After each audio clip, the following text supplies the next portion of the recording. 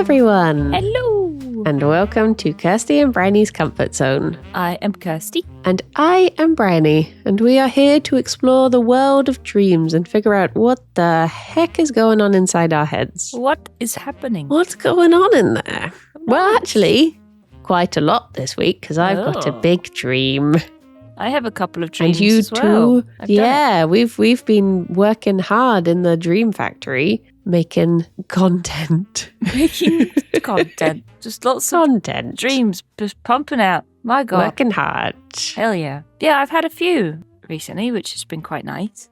They've been nice. Very, not vivid, but they felt very real as well. Okay. Which has been weird. Like they've been very clear. Yeah. I had a really uncomfortable dream a few nights ago that I won't go into it. It was a classic. Tick it off your bingo sheet. Alex had left me. And I was single, but not wanting to mingle. And it was basically that one of our friends decided that it was a great time to make a move. And I woke up and the first thing I saw was Alex. And I actually just out loud was like, oh, thank God. I was like, that was so awkward that my body was just like, we're waking up now. We're done. Oh no. Oh my goodness. But I went into the office the next day and had to see the person. And it's just such an awkward thing because I always get this feeling, I've always had it. If ever I have a dream about someone, I always feel like they know somehow. And I had completely forgotten the dream until I saw them. And then I suddenly had this feeling of like, oh, did they know? They must know. Yeah.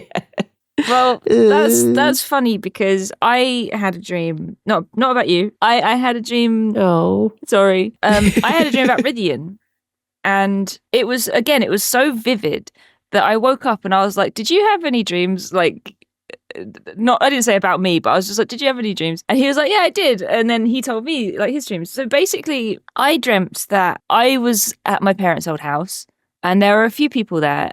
One of which was Rydian. So a lot of people just sort of hanging out as if we were having a barbecue in the garden or something. Yeah. And at one point, Rydian was sitting out in the garden. He was by my parents' old pond, having a look at the fish, and he just looked like he was having a lovely time, and it was just so nice. I was like, oh, he's enjoying himself. And then he went into my dad's office, and I followed him in there, and I just gave him a hug, and I just started crying. I was fucking bawling my eyes out, and I was like, I miss you. And then I rubbed my face all over his nice shirt and got makeup all over it.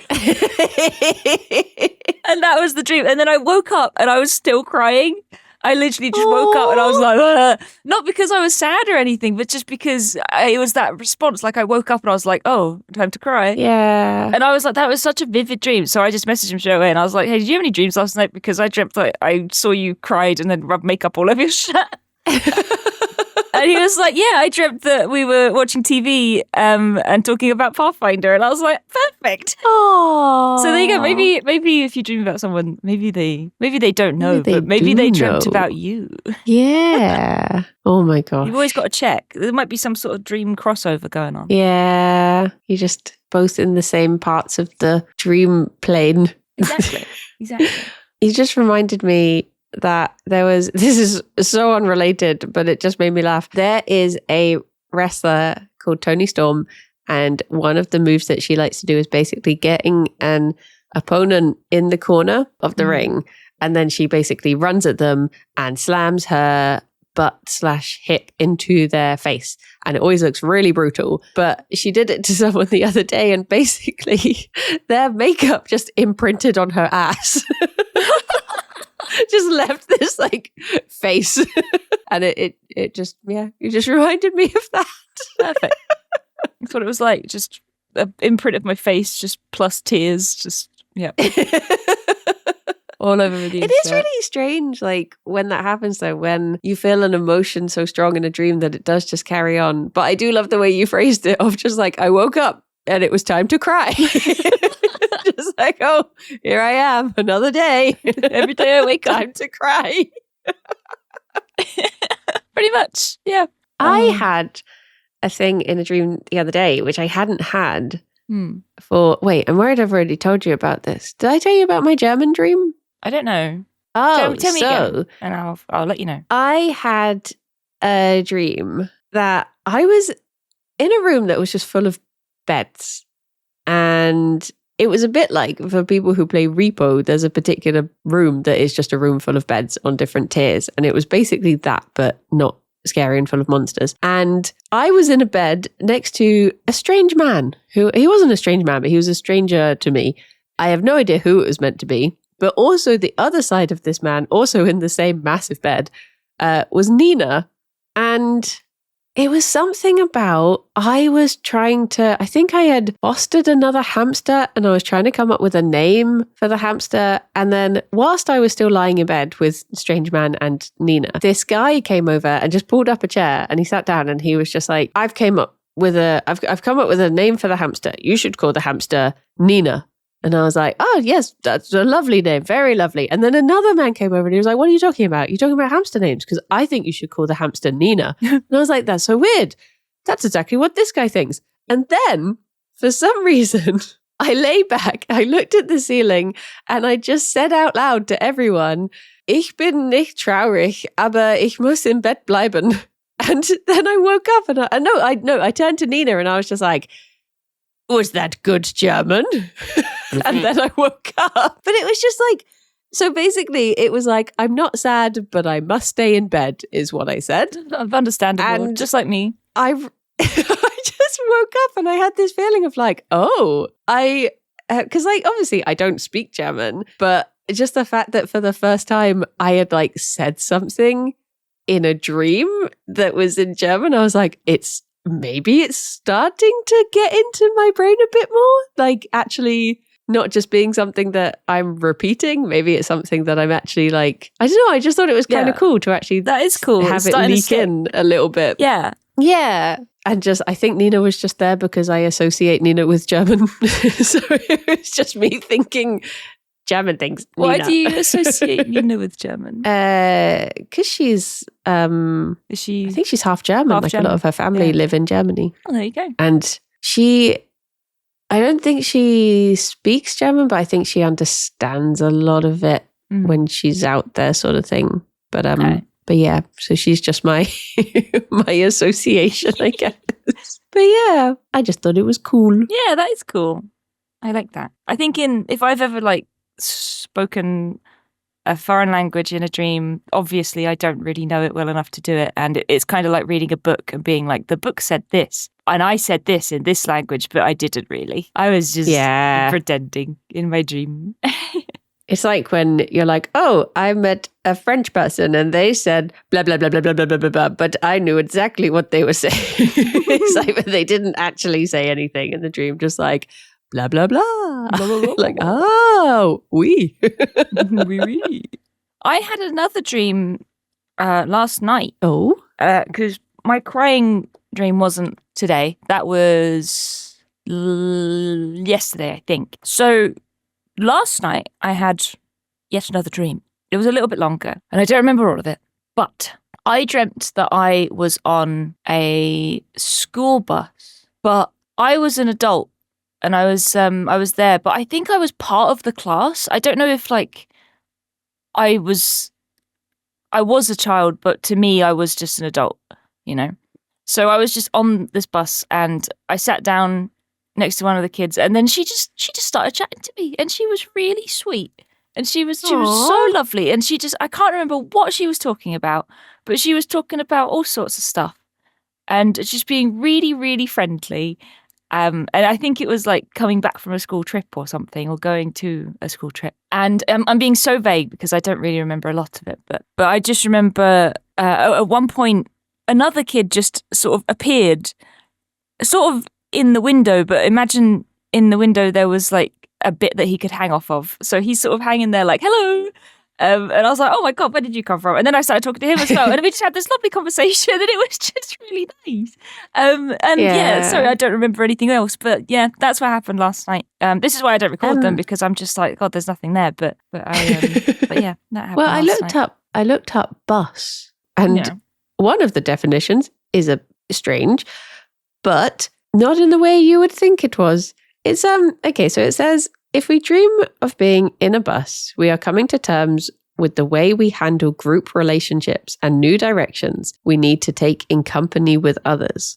We may be experiencing the need to be an individual while at the same time belonging to a group with a common purpose. And then the third definition, it just says the greater good. The greater I'm like, good. what? It's just for the greater good that you're on the bus. Huh. I don't really understand what it means. No. But it's great that you're on a bus. It's great and good. I was sitting at the back of the bus, which means I was a cool kid. You're naughty. Yeah. I like to sit at the back of the bus in winter because the engine makes the back seats warm. So I like to sit there. But if I ever have to sit at the back of the bus in summer, it's horrible. I mean, it's not great being on a bus in the heat of summer anyway, but when you have to go at the back, it's just like, and when you get that real like itchy seat texture on your skin and you're just like, yeah, it's too much. It's just too much. I don't really ride on buses anymore, but this was like a school bus, so it was like a coach almost. Yeah. But I mean, I guess, have you been doing, I guess there's like group recordings and Kirby and maybe thinking about like group yog stuff that's coming up in the future. Maybe just feeling more part of a group. I guess there's just no more than usual, really. It's just been like Pathfinder stuff. We've been talking about yog stuff. Obviously, yeah, like you say, recordings. But I feel like that, not that it's, I mean, the work stuff is stressful to think about because it's like, oh, that's stuff I've got to do and stuff I've got to organize, blah, blah, blah. Yeah. But this dream was pleasant. It was nice and it was very relaxing in a way. Like, even though I was on a bus surrounded by like this class of kids, it didn't feel like, you know, when you're on a bus and you're like, oh God, what if people are looking at me and stuff like that, you know, like, oh, what if that kid is talking about me to this one, blah, blah, blah. Oh, it didn't have any of that, like sitting on a school bus feeling. It just felt like I was having a nice conversation with this kid next to me. And it was really nice. I mean, it does also say, also see journey, and we are going on a journey next week. We are going on a journey, that's true. A lovely journey. I also looked up crying for the last dream, and weirdly, excellent. It is not in there. Oh. You would have thought crying would be quite a big thing. Should I do a Google? But it just goes... Waking up crying. From crucifixion to crystal. Nothing in between. Crying in your sleep. What does it mean? Crying in your sleep often mirrors the intricate mesh of your emotional and mental state. Yeah, that makes sense. It might mean you're processing underlying grief, stress, anxiety, or a mental health condition. It could even be a reaction caused by bad nightmares. Stress and anxiety, night terrors. It's like, oh, you had a bad dream. That's why you're crying. Thanks, website. Oh my gosh. Yeah, I think it's literally just, go on. Well, I don't understand this entry either. Language, because I thought, oh, a different language in a dream. And it says, hearing foreign or strange language in dreams illustrates some kind of communication either from within or from the collective unconscious. Oh. It has not yet become clear enough for us to understand it. Your brain says, what I said. Stay in bed. Stay in bed, even though you're not sad. Just stay in bed. Stay in bed. The funny thing is, even when I said it, it wasn't what I meant to say. And I remember thinking, I want to say this, and then still getting it wrong. Because I meant to say I'm not tired, which is muda. But I said I'm not sad. And even though I know the two words, I still chose to get it wrong in my own dream. Yeah, I think for the crying, I think it was just, I don't even know. Because I guess I have been stressed. I have felt burnt out, like surprise, woo, I'm burnt out. I'm always burnt out. But maybe that's it my was secret cap. That's my secret cap. I'm always burnt out. I have felt more like all over the place and anxiety ridden as a result of burnout. I think I feel like I've been more snappy with people, if not in public, in my mind. You know, and you're just like, you're like, I'm gonna be nice, but I'm just in a foul mood, and I feel like I've been more sort of ADHD. Like yesterday, after I woke up from this dream, I broke 2 mugs, a bowl, not on purpose. Oh no! And I dropped a can of beans on the floor, and this was all before my stream at 2:00, and I was just like, today is a disaster. Everything is terrible. So yeah, I think sort of a bit of that, just feeling super burnt out. I don't know. So maybe it was that, because obviously I miss Rythian. I'd love to see Rythian, but when I see him, I'm not gonna grab him and make him feel bad by being like, I miss you, and crying all over him. Well, never say never. I mean, maybe, but I didn't plan to in this dream. I often daydream on. I want to preface this with, it is in a good way, and I don't want Rythian to feel bad because I know he will hear this. But it was just a Rythian episode again. Get it on the bingo card. This isn't Comfort Zone. This is just a Rythian fan podcast now.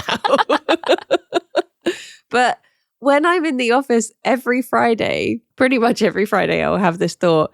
I will sit down to stream, and then if I hear the door go because Pierre's got in, or like, moving around in the office next door, I'll think, oh my God, imagine if Rythian's here to surprise me. Yeah. And then I get really excited. I totally get that. I've had those thoughts before as well. And I've often wanted to say to Rythian, if you ever are coming over, I guess this is me saying it now, if you ever are coming over, don't tell me. Surprise me. Because the thought of being surprised is so exciting. Then you would get the crying. Yeah. If you want the crying and the makeup on your shirt, that's how you get it. Because it's like, if ever I've joined the call before Rythian and he's not in the call yet, and then I hear the door, I'm like, it's because he's here. Oh my God, he's done it. he's done it. Oh my gosh. I'm literally like a dog. Like the door goes and I'm like, oh. Me too. Me too. I think I watch a lot of those, videos where it's like a dog hasn't seen their owner in 2 years because they've been, I don't know, they're like in the army or they've been away at uni or something like that. Yeah. And then they come home and the dog's excited. And usually all of the comments are like, this is what my dog's like if I go to the shops. But I think of it in those sorts of ways. I am the dog in this situation, and Rythian has been at war. That's the dynamic. Yeah. I feel that. Would you like to hear the big dream I had, which I have absolutely no idea what it's about, because this was a while ago now. Well, 18 days ago I had this dream, actually. It's not too long. I just forgore. She forgore. Let's go. Okay. Here we go. 3, 2, 1, go. Hello. I've actually been awake for a little bit, but I had this dream. So I'm going to try and recount my dream that I had, but it has been a little while. But okay, so it started that I was staying with an old school friend of mine, her older brother and his wife. And his wife was like a biologist who did those, like Beatrix Potter style drawings of, like, she was like a Victorian biologist. And me and who I think was meant to be my brother and my friend's brother had gone into the back garden of this house through the back gate, and we were out in, there was like this big, either like a train bridge or viaduct or like something, like the massive structure that went over at the back of all the gardens. And they wanted me to, like, one of them was climbing up it to fix something, I guess. And there was a shed on the floor next to it. So they said, oh, can you get this out the shed? And I opened it up and it had been packed with snow. And I was like, what the heck? And then I look at the back and there's this Yeti that had just basically bundled snow into this shed, and that's how Yetis nest, I guess. So he bursts out the shed and he starts chasing us, and I was like trying to close the garden gate, and he was like so powerful. He was like just ripped off its hinges, and I was running away towards the house, and my friend's brother's wife was coming out the house because she was obviously fascinated by, like, oh my gosh, I've heard that there's one around here but never seen it. And I just bundled her up. I, like, as I was running, scooped my arm around her waist and like carried her into the house. And then I realized how much it would mean for her, like, career and study. And I was like, I'm so sorry.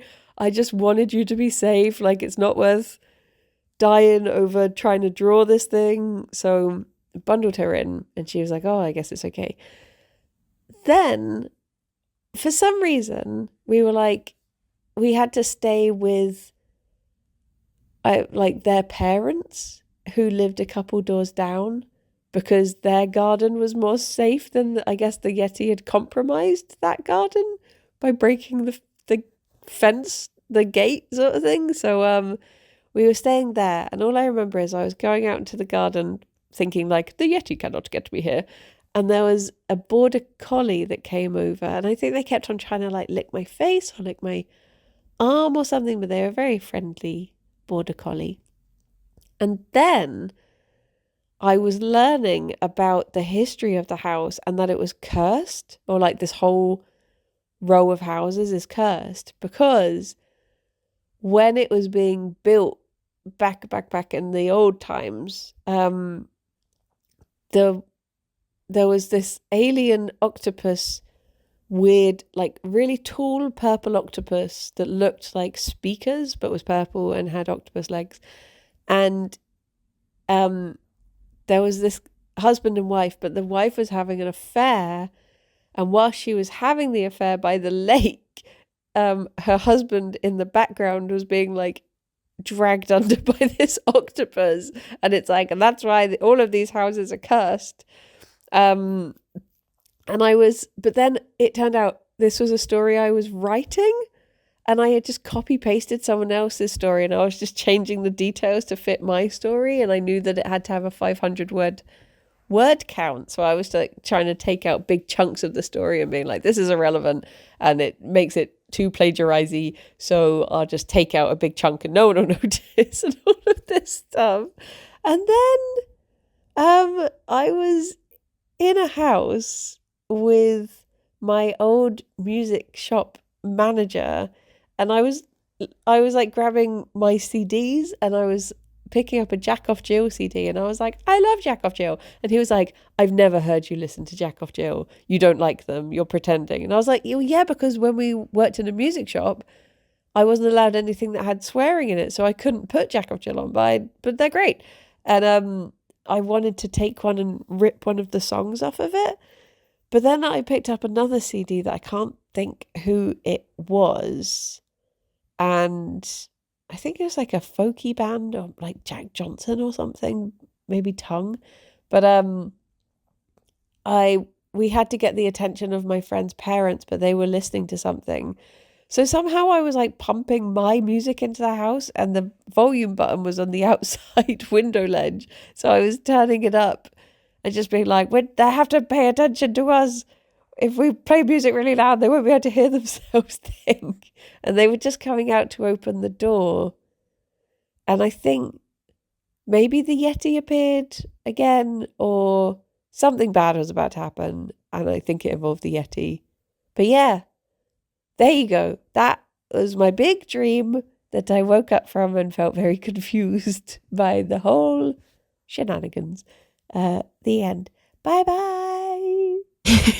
Bye-bye. Ta-da. Ta-da. Lots of Yetis. I love that they use snow to make their nests. I think that is absolutely 100% accurate. They do. They just get into your sheds and they pack themselves in with snow, and then they honk shoo me. Yeah. That's my Yeti lore. And good for you for saving your friend. I missed who it was. Was it somebody I know? Did you just say my friend? The person that you dragged away from the Yeti? My friend's brother's wife. And I think the reason I was thinking about, I don't even know. I think he is married now, but I couldn't tell you the name of his wife. But I think the reason I was thinking about those friends in particular is because recently someone said the name Fran to me. Okay. Either that they were going to name a character Fran or something like that. And I remember saying back to them, I can't take the name Fran seriously because backwards it's Narf. And that's what they say in Pinky and the Brain. It is, yeah. And the reason I know that so quickly is because that friend's brother used to have a girlfriend called Fran, and they used to call her Narf. Jesus Christ.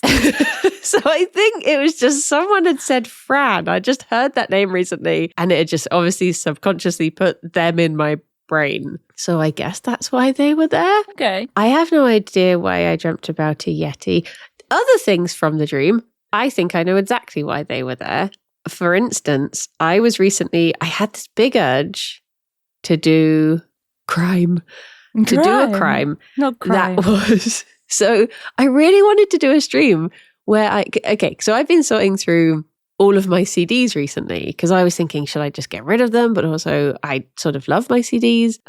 They feel like a part of my formative years and I'm very attached to them. And I was thinking, whilst I was sorting through them, I had this big urge to do an audio surf stream where I basically, obviously I'd have to delete it afterwards because DMCA. But I was thinking, what if I just ripped one song each off of my favorite CDs growing up and I just introduce people to songs that I love whilst playing audio surf? Because that's what I used to do, is like put songs on my computer and play audio surf. So I think that was why I was thinking of that part. Okay. Which makes sense. The affair part is basically the introduction to Wicked. Oh, yeah. Okay. Yeah. Because it was very much shot in, the dream was shot in that style for that part. Cool. The octopus in the lake was, this is getting more and more niche as I go on, was the Manta Force bog rocket toy that I had as a child. Jesus Christ. But it was the bog rocket, but has an octopus because the boss of the bog rocket had octopus legs. So it was like those two things combined. Any Manta Force bog rocket fans in chat? Everyone's love like, that, yeah, finally. I turn up, I'm like, here's a really vague dream I had. It had one thing in it we can look up. And then you show up and you're like, here's a 6-minute dream. I know everything that happened and why. I don't know why it all got so pieced together. The only thing I don't know is why I dreamt about a Yeti, because I don't really think... I mean, I guess I am quite cryptid coded in my cryptid era right now. Maybe. And I have been thinking recently, like, I've dressed as Mothman so many times now, maybe I should try a different one. I don't know. Does a Yeti count as a cryptid? Yeah, I'd say so. So Actually, I think you should be the Fresno Nightcrawler. Is that cat pants? Pretty much, yeah. I think you'd make a good Fresno Nightcrawler because you're so tall. I think it would be perfect. You'd have the the perfect effect, I think. I could give it a go. I'm always down to be some horrible little gremlin. That's what I do. They're so cute. Be.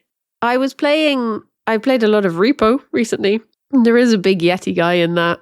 Oh, there you go. Well, he's more like a Stay Puft Marshmallow Man, but he's just Right. a big, white, scary guy. So I guess he's sort of Yeti-ish in that regard. Yeah. I looked up chased as in being chased, not saving myself for the Yeti. It says, dreaming of being chased or trying to escape is perhaps one of the most common dreams. Usually we are trying to escape responsibility, our own sense of failure, fear, or emotions we can't handle. Oh, so what you're is running a away Yeti from your representative problems? of? Yes.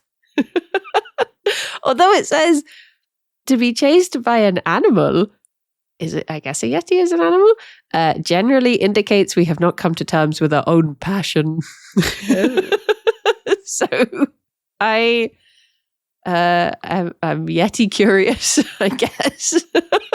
I feel like it would be more like being chased by a monster to be chased by a Yeti. Yeah, because they're quite humanoid in the way they carry themselves, I suppose. Yeah. They're kind of like apes, right? Yetis, yeah. Yeah. Oh, no, I see. I guess it would be more animal. Yeah, if they're just like a big ape. I don't know. Well, with monster, any monster appearing in a dream is something that we have made larger than life. We have personalized it so that whatever is worrying us appears as a creature. It usually stands for our negative relationship with ourselves and fear of our own emotions and drives. Oh. Oh. Oh, no. It also says, often the color of the monster will give us some indication of what the problem is. Thus, a red monster would be anger, yellow would be resentment. It says, see colors. I don't So think the brain would be that giving with information. I don't think it would be like angry, red. I don't know. I think that's too easy. Well, for white, it said this color contains within it all colors. It suggests innocence, spiritual purity, and wisdom. So I'm just scared of how smart I am, and I'm running away from that because it's difficult being this pure and smart all the time. Definitely. I'm very wisdomous. I think you've nailed it. I mean, I do wonder because it says it suggests innocence, and I was having a rant the other week, which might have aligned with this, but I don't think this is related. But it is interesting that it says that. I was having a rant to Alex because very often I will see comments about me where people are like, "She says that she's so innocent and wholesome, and yet she said penis," and I'm like, "What? I've said I don't swear on stream, but I've never said like I am innocent in purity and light." I'm just like, no, I just don't say the F-bomb in case my mom's watching. Like, I think I'll saying be the first to admit that I'll make a raunchy joke. Yeah, I think people saying that you're innocent has just been a community thing in the yogs. They put that label on you very wrongly. Hey. I am innocent. That's their problem. Oh dear. So well, I'm glad they're starting to realise that I'm not the bad influence here. No, it's Rithian. Yeah, exactly. We were both so sweet and innocent. Mm-hmm. Oh my goodness. I mean, I wonder if I can just look up Dreaming of Yeti, if it has anything. Dreaming about a Yeti, also known as the abominable snowman, can be interpreted in various ways depending on the individual's personal experiences and beliefs. While some might see it as a simple figment of imagination, others may interpret it as a symbol of something deeper. You've used a lot of words to say nothing there, I feel. Yep. That's how these websites tend to go, I think. Oh, written by AI? What a surprise. Oh, dear. If the Yeti in your dream was aggressive or frightening, it could indicate a feeling of being threatened or intimidated by someone or something in your waking life.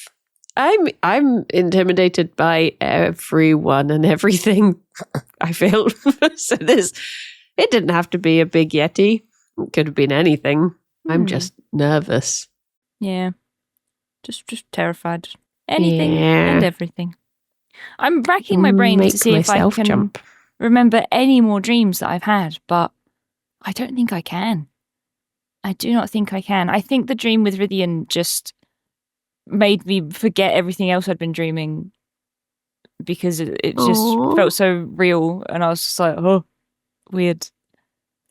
But do we have an equivalent of a Yeti in the UK?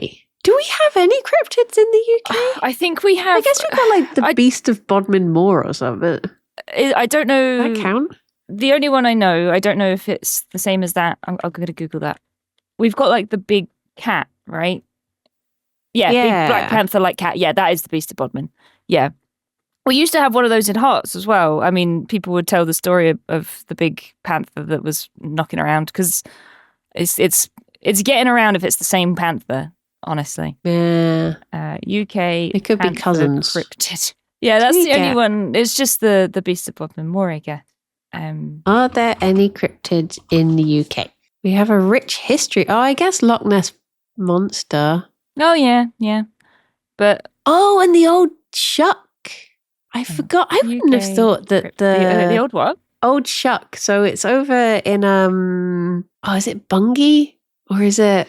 I went there. It's basically like a big black dog, known as the I know it as the Black Shuck is what we were told, but this is saying Old Shuck, and it's sort of over in like Norfolk. That it was meant to be like this sort of dark and stormy night in a village, and this big dog came along and like killed a bunch of villagers or something. And I always thought when I was listening to it, it sounded like one guy had got scared by a dog and felt a bit silly. So when people asked about it, he was like, no, it was huge. And it's big red eyes and it killed people. I survived. When really he probably just got chased down the road by like a Jack Russell or something. And then the lie got out of hand. Oh my God. I feel like that's how it started. I've just found a few more cryptids Ooh. from the UK. Yeah, we've got like the big cats. Often it's a panther. There have been like pictures taken as well, and like people think that there's evidence that there are big cats roaming around. But there's also the bat-winged monkey bird. Oh. An animal about 3 feet in height with bat wings, a monkey-like face, and a parrot's beak and red eyes. Sighted in 1969. Oh, the last sighting was in 2006. My favourite one that I've just found is the girdworm. Girdworm. I love that other places are like, yes, we've got this massive Yeti and Bigfoot and round. We're like, oh yeah, we got the girdworm. It's just like a worm, really, but it's girt. It's girt. Apparently, it's just a large worm-like creature in Somerset. Someone just saw a big worm and they're like, oh, that'd be the girdworm. I found another one from the Peak District. I like this one. It's called Boneless. An enormous black slug-like creature, somewhat resembling a whale.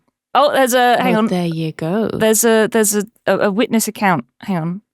It was first reported by railwayman John Davies, who was riding his motorbike back home to Longdale Valley, when he felt for seemingly no reason a compulsion to brake. As he did so, he saw what looked like a giant black slug crawling across the road into the moor, making a scraping noise as it moved.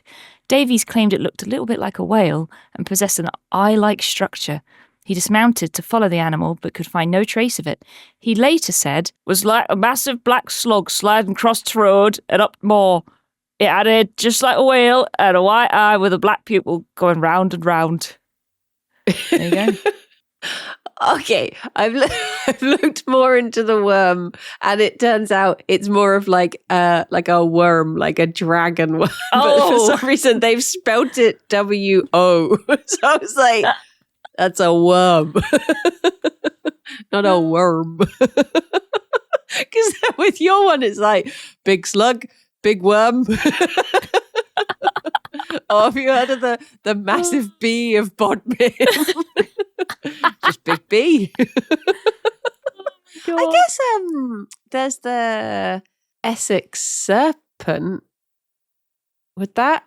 Isn't that like Maybe? a massive like eel that was meant to be over in Essex? I have heard of that actually, yeah. And Essex serpent. there's one that sounds terrifying. It's just a TV show. I can't Google it. Essex serpent. I think it's a TV show based on a book based on the legend, so it's probably Essex beast eel legend. With that, it's just come up with the eel beast, Free Willy animated. I'm like, oh, because isn't there something about like I didn't realize how many eels you do actually get in Essex? Yeah, because it's on the Thames, I guess. I mean, you probably don't get many anymore. I think they've all been fished up. Yeah, but yeah, jellied. Yeah, it's why they jellied so many eels, because it was easy to get them out of the Thames, I suppose. There's something called a Nuckelavee. I don't know if I'm saying that right. Nuckelavee.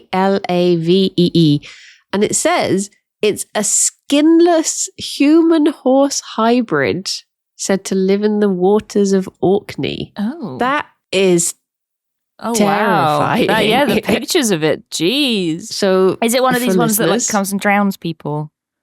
Oh, probably. It looks like, you know, when you see science books of the muscles of the body, imagine a centaur version of that, but well, it's not really a centaur because it's just like a man who's been grafted onto a horse. But that is a bit creepy, isn't it? What does the page say? It's the most malevolent, thank you, of demons in and around the Scottish Islands without any redeeming characteristics. Wow. The only entity able to control it is the Mither of the Sea, an ancient spirit in Orcadian mythology who keeps the Nuckelavee confined during the summer months. Okay, everyone's screwed in winter. In common with other mythical sea monsters, with the possible exception of kelpies and the the what? The Nuggle of Shetland? It feels like apparently that's a this is mythical water horse. Yeah, I was going to say this is another version, I feel like, of just classic water spirits or water demons. Because the big ones are like Nex and Nixies and stuff like that. Like there's so many different ones, like mostly like Norse, but this just feels like another part of that. Because did you say it was from Orkney? Yeah, and that I think Orkney is quite close to Norway in the grand scheme of things. So it kind of makes sense that, and obviously we were invaded a lot by Vikings. So a lot of that stuff all bleeds together. It seems like another version of one of those, which is super cool. But this one, I mean, I've never heard of one being a big skinless horseman. That's cool. Usually they're just little gremlins or it's like, scary old ladies. Yeah, like having I guess it's one of those things that maybe people were just like, well, I'm going to say this, but I want it to be known that I actually believe that it really is little piskies and monsters and stuff, but I'll say the science for the sake of it. I wonder if it's like if someone is thrashing around drowning and people don't understand, so to them it's like something must be dragging you under because it's not thinking it's the power of the water doing this or currents or whatever. It's just like, no, it looks like you're being grappled by some sort of monster. Just a very sunburned man and his horse getting stuck in a bog, and someone was like, oh my God, it must be a demon. I'm reading about these. So these Shetland folklore has a mythical water horse it says like it's Nuggle. So I would guess that that's Nuggle, but then it also says like NJU. So is that like Nuggle? Nuggle? Maybe? Yeah. But it says his overall proportions were like those of a generously fed and well-conditioned Shetland pony. So it's actually just like this tiny little horse. There's this round, tiny horse. Yeah, Norsemen predominantly from the west coast of Norway began to settle in Shetland around the beginning of the 9th century. And yeah, that's where it all sort of started to join together. So interesting. It's so cool. Yeah. Aww. It's just water spirits. I wonder why horses have so many. I mean, I guess like horses are sort of magical and difficult to understand because they're mad. You mean why they have so many like mythical counterparts? Is that what you're saying? Yeah. It's like with in like Greek mythology, there's so much stuff about horses. Like Poseidon is meant to have created horses and he loves horses, and like any children of Poseidon will tend to know that they are because they have like a affiliation, like they get on with horses really well and stuff like that. And then in Norse mythology, I guess you've got Loki turning into the horse and making is it Sleipnir? The like multi-legged horse. Just seems like loads of mythology just sort of looked at horses and was like, wow. That's the one. What is this? Yeah. There's so many like creatures, not so much cryptids, but creatures, mythological creatures and stuff that are based around horses as well. Like you say, like Sleipnir, and then you've got like nightmares, even like unicorns and Pegasus and stuff like that. Yeah. It's all horses. I guess like because we've just had horses like trained and domesticated for so long, they've just sort of become a part of our legends and stuff over time. Yeah.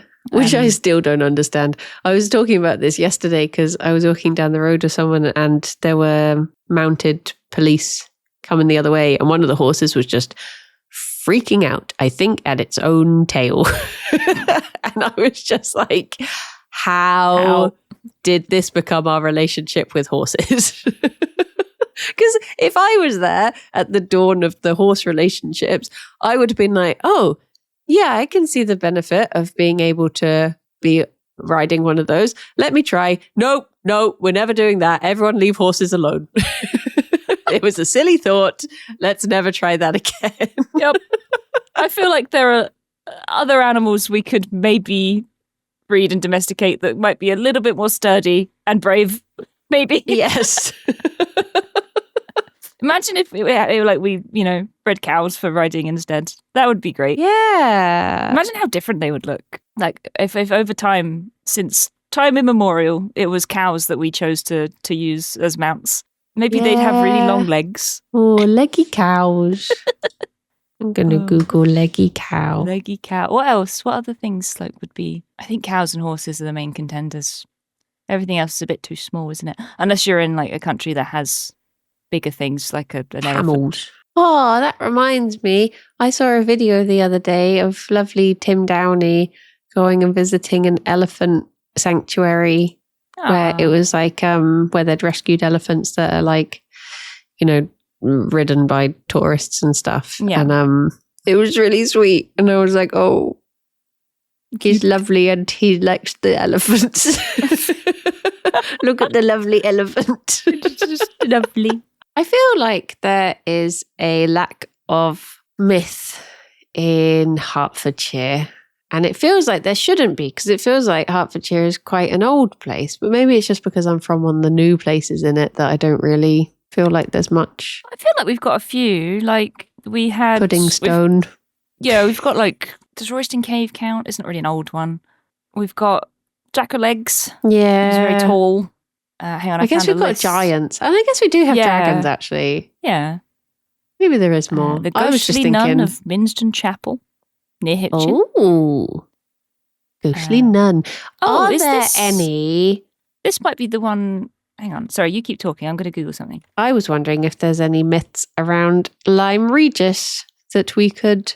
Apparently, it has its own sea witch who protected the town from invaders by summoning storms. That cool seems like it's also bad. That's fine. So I've just looked up the ghostly nun of Minston Chapel. I had a feeling that Minston Chapel was an old ruin that was near my parents' old house, and it is. So have I ever told you the story about the first time I got concussion? I went ice skating. So, and I was all right at ice skating. I was pretty good. I could go pretty fast. I couldn't skate backwards, but I could go quite fast. And I was with my college friends, and at one point I stopped just to chat with them. And we were having a lovely chat. And then I started telling a story, and I was gesticulating and moving my arms and stuff. And then I was like, whoa. And I threw myself back, and I couldn't catch myself. So I fell back and I hit my head on the ice. And I drove to what was Aquasplash at the time. That's where the ice skating was in Hemel Hempstead. I drove all of us there. So I drove everyone back home with the beginnings of a concussion. I do remember this. Yes, but carry on. And then the next day I went to college because I guess it was a Monday. And I was at college and I didn't feel so good. It wasn't that I felt sick or anything. I just felt weird emotionally, not stable. And I was like, Brian, who was my teacher at the time, I was like, Brian, I need to go home. Brian, I don't feel so good. I was like, Brian, I think I have a concussion. And he was like, oh my God. He was like, please promise me you'll go to the hospital. And Brian, bless him, he was a really flamboyant art teacher. He was an older guy, probably in his 60s. Yeah. And he was lovely. And he was like, just go home and go to the hospital, go to A&E if you feel bad. And I was like, all right, I'm going to go. So on the way home, I'm driving back to my house. I just decided, as I drove past the field in which Minston Chapel resides, I was like, it's a nice day. I'm going to walk up to the chapel. So I pulled up in the woods there, and I walked across the field, and I got up to Minston Chapel. And I had, I was in college doing art at the time, so of course I had an SLR camera with some film in it and all that. So I'm walking around with my SLR, la la la, taking pictures of the old chapel and just hanging out. And I had no signal because I was in the middle of a field. And I got back to my car. And I had so many missed calls. And it turned out that in the hours that I'd been wandering around in a field, my teacher, Brian, bless him, he'd called my dad and been like, Kirsty's gone home because she had a concussion. Please let me know if she's okay. And I just didn't go. So my family's like, where is she? But I was at Minston Chapel and I never saw the nun. So legend has it that on All Hallows Eve, the spectral figure of a nun can be seen climbing on a ghostly staircase that no longer exists. There you go. Oh, but yeah, it's just Minster. It's quite interesting. It's so fun because it's just the ruins of a chapel in the middle of a farmer's field or a bunch of farmer's fields. And I always saw it driving past, and I was just like, "What is that?" So I just thought, I'm going to go for a walk up there. And yeah, you can see when you walk through a church and you can see the slates with the graves underneath in the floor, and they're all still there. But then there's just crumbling walls, and it's really cool. So there's one. The old it was nun. the nun drawing you in. Yeah, she was. She was drawing me in so I could have a lovely time and not go to A&E. Yeah. I was fine in the end. My dad wasn't actually all that worried. He was just like, he just called me. He was so panicked and he just wouldn't shut up. And I was just like, be the right reaction to have.